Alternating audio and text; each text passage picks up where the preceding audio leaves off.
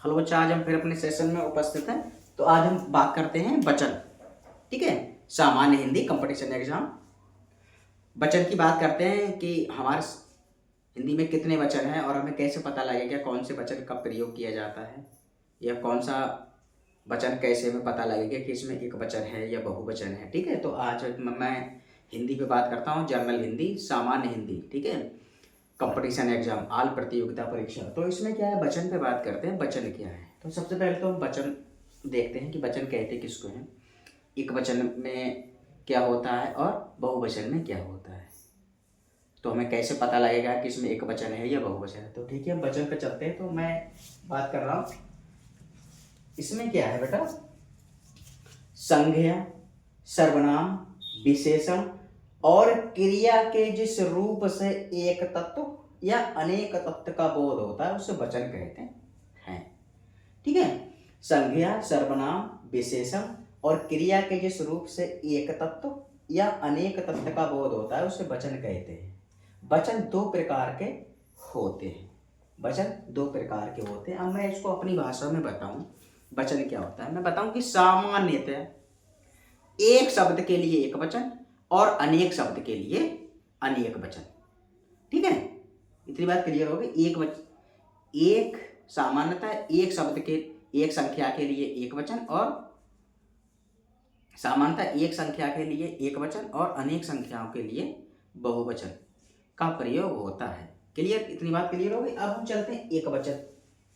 एक वचन उदाहरण चलते हैं हम इस एक वचन में कौन कौन से उदाहरण हैं, या एक वचन पे चलते हैं, एक वचन क्या है। तो इतनी बात क्लियर होगी।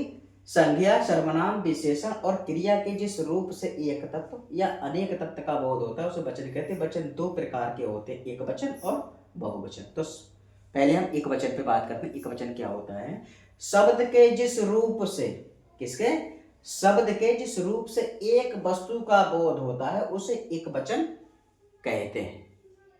मैंने बताया ना, एक संख्या के लिए एक वचन, सामान्यतः एक संख्या के लिए एक वचन, और अनेक संख्याओं के लिए क्या मैंने बताया था, अनेक संख्याओं के लिए बहुवचन। तो इसमें क्या है, शब्द के जिस रूप से एक वस्तु का बोध होता है उसे एक वचन कहते हैं। ठीक है, एक शब्द, एक संख्या के लिए एक वचन और अनेक संख्याओं के लिए बेटा, अनेक संख्याओं के लिए बहुवचन। तो इसमें क्या है, शब्द के जिस रूप से एक वस्तु का बोध होता है उसे एक वचन कहते हैं। अब जैसे नदी, एक नदी, लड़का, एक लड़का, घोड़ा, एक घोड़ा, कलम, एक कलम। ठीक है, ये आपका क्या हो, शब्द के जिस रूप से एक वस्तु का बोध होता है उसे एक वचन कहते हैं, जैसे नदी, लड़का, घोड़ा, कलम आदि। अब बात करते हैं हम, इतनी क्लियर हो गई। अब बात करते हैं बहुवचन।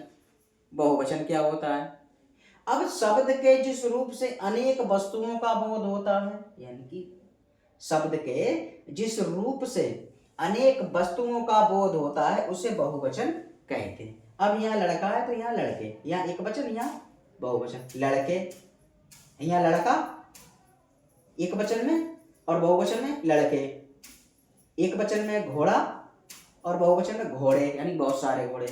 ठीक है, अब एक वचन में कलम और बहुवचन में कलमे,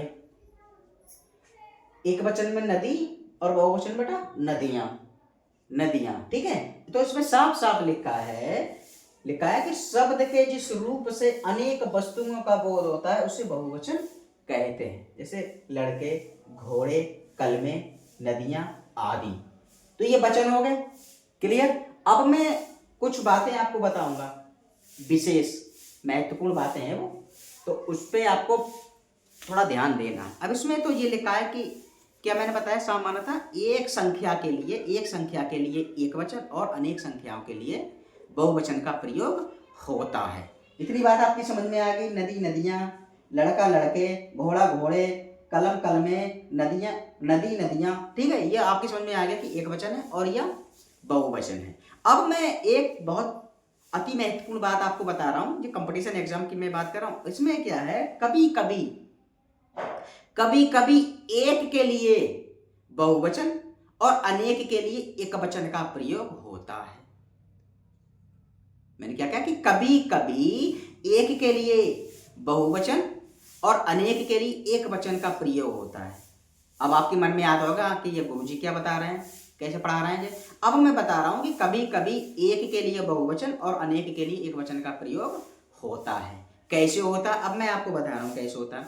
अब जैसे आ गया उसमें कि गुरुजी छात्रों को पढ़ा रहे हैं, एक एग्जाम्पल मैंने लिया, गुरुजी छात्रों को पढ़ा रहे हैं। तो गुरुजी कौन पढ़ा रहे हैं, एक ही तो गुरुजी पढ़ा रहे हैं, छात्रों को, बहुत सारे छात्रों को गुरुजी छात्रों को पढ़ा रहे हैं। अब नंबर 1।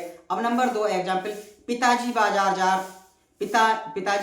जा रहे हैं। एक ही तो पिताजी हैं, बाजार जा रहे हैं, वो जा रहे हैं नहीं जा रहे हैं। अब जैसे महात्मा गांधी सत्य और अहिंसा के पुजारी थे, महात्मा गांधी सत्य और अहिंसा के पुजारी थे।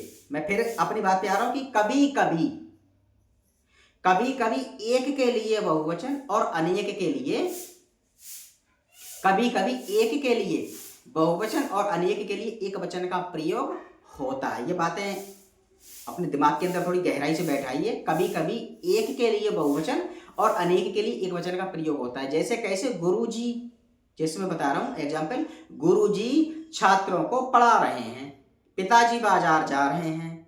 ठीक है, एक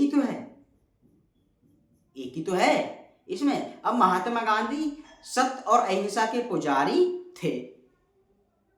तो बेटा ये बड़ा महत्वपूर्ण चीजें होती हैं और बड़ा गहराई से पढ़ने वाली चीजें होती हैं। इन पे आप जरा थोड़ा फोकस करिए बिंदास तरीके से। अब ये बेटा डिजिटल बोर्ड तो है नहीं, ये व्हाइट बोर्ड है बेटा। नहीं तो अगर डिजिटल बोर्ड होता तो मैं आपको एक एक चीज इस पर थोड़ी गहराई से बताता, लेकिन अभी भी मैंने कोई कमी नहीं छोड़ी आपको समझाने के लिए। आपको एक साधारण भाषा में समझाता हूँ कि प्रत्येक विद्यार्थी की ये चीज गहराई से समझ में आ जाए। कंपटीशन को आप हल्के में मत लीजिए, बहुत बड़ा कंपटीशन है। और जब आप एग्जाम देने जाते हैं तो आप देख ही लेते हैं, बहुत सारी भीड़ इकट्ठी होती है वहां, लेकिन जो तैयारी करने वाले होते हैं वो निकल जाते हैं। तो ये मैंने आपको वचन पढ़ाया, वचन क्या होते हैं। मैंने बताया कि कभी कभी एक के लिए बहुवचन, एक के लिए बहुवचन और अनेक के लिए एक वचन का प्रयोग होता है। इतनी बात क्लियर समझ में आया। जैसे गुरुजी छात्रों को पढ़ा रहे हैं, पिताजी बाजार जा रहे हैं, महात्मा गांधी सत्य और अहिंसा के पुजारी थे। इसमें लिखा है कभी कभी एक के लिए बहुवचन का। अब इसमें है तो कभी कभी एक, महात्मा गांधी, गुरुजी, पिताजी एक हैं। ठीक है, तो ये मैंने आपको बताया वचन, एक वचन और बहुवचन। तो ये आपकी समझ में आ गया होगा कि कैसे हम इसको याद करें और कैसे पढ़ेंगे।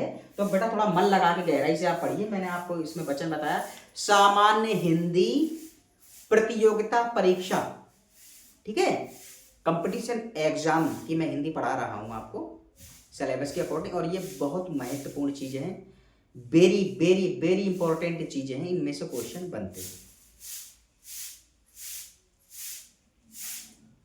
मैं बड़ा मेहनत करता हूं विद्यार्थियों के साथ में, तो विद्यार्थियों का भी ये दायित्व बनता है कि इस चीज को थोड़ी गहराई से समझे, कुछ सीखे इनसे, जिनसे उनका भला हो जाए।